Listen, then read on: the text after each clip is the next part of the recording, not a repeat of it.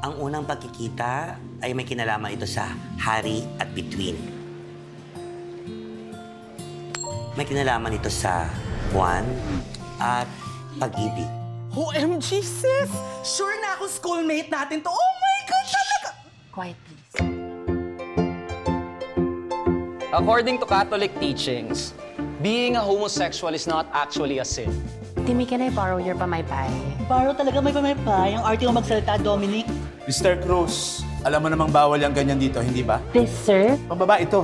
Sis, vice head ka, diba? Perfect chance yan to get to know him better. Tama!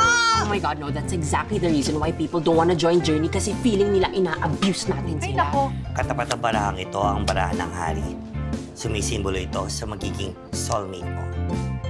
So, tell me, why did you join Journey? I just wanted to disappear for a while. Why? My girlfriend of 3 years, we broke up.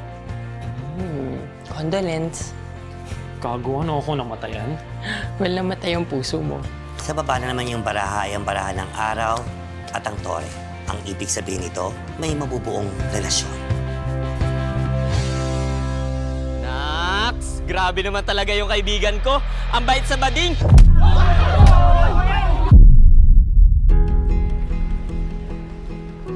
Akala ko pa naman iba ka sa kanila.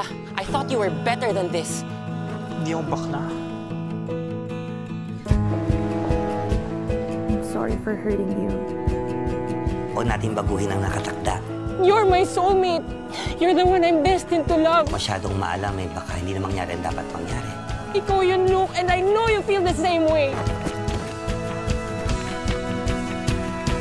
Nasa sayo na yon kung paano mo siya papasahin. Paano na yung hula? Well, I guess hindi siya totoo.